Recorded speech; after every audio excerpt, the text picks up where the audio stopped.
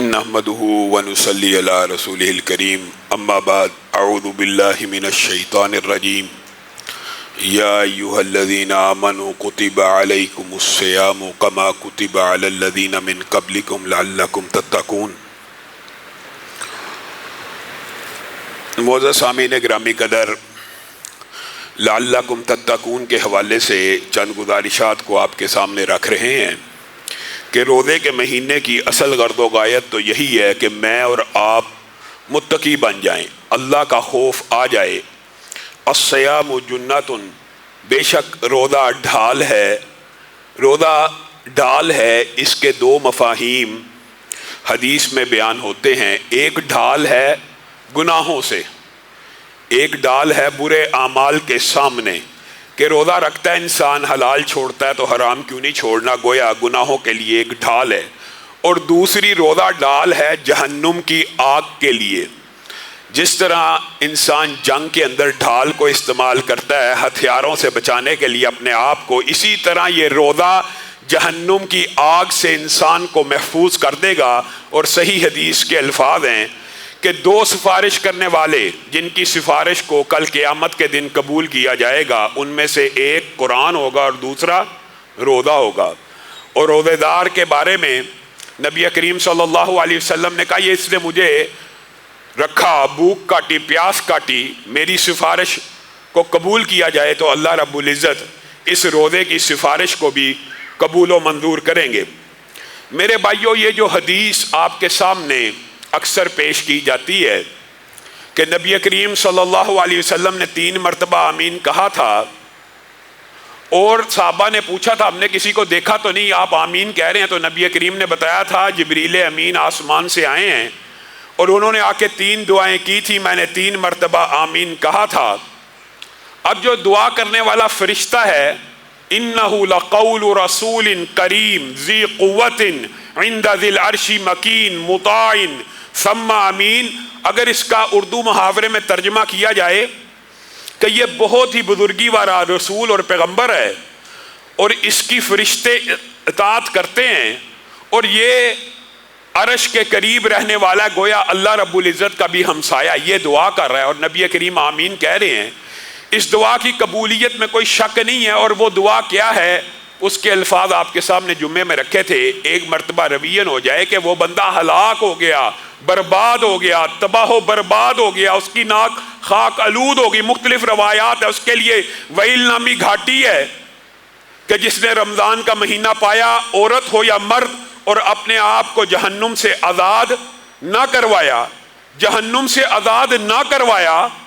یہ بات رمضان کا مہینہ پا لینے کے بعد جہنم سے آزاد نہ کروانے کے بارے میں اتنی بڑی وعید کیوں ہے، اس بات کو سمجھنے کی ضرورت ہے۔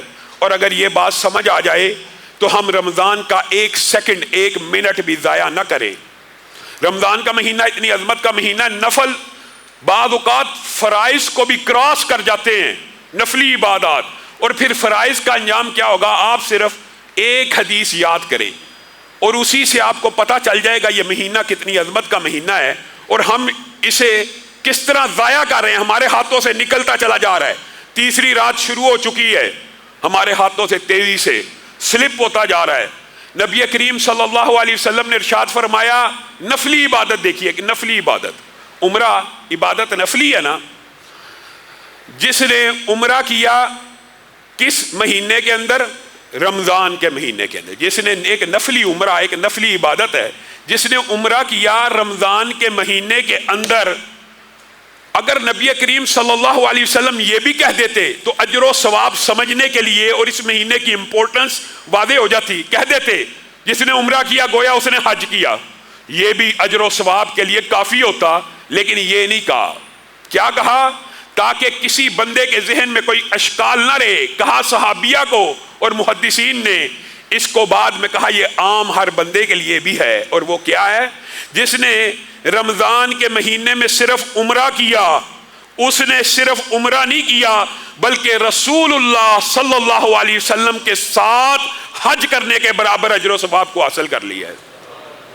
بتائیے، رسول اللہ کے ساتھ حج کرنے کے اجر و ثواب کو حاصل کرنا ایک عمرے کے ذریعے، پھر بھی انسان کے کہ رمضان کا مہینہ آیا تھا، کچھ غفلت ہو گئی تھی جس میں نفل فرائض کو کراس کر دیتے ہیں بعض اوقات ثواب اور اجر میں، تو فرائض کا اجر و ثواب کیا ہوگا؟ اور اس دنیا کے پیچھے آج بھی رمضان کے مہینے میں بھی اسی دنیا کے پیچھے بھاگتے چلے جانا ہے۔ اور میرے بھائیوں، آپ حیران رہ جائیں گے، حدیث میں 2 بندوں کا ذکر موجود ہے اور حدیث مشہور ہے، صرف آپ کو ریمائنڈ کرواتا چلوں، آپ کے ذہن میں آ جائے گی، انشاءاللہ اکثر نے سنی ہوگی۔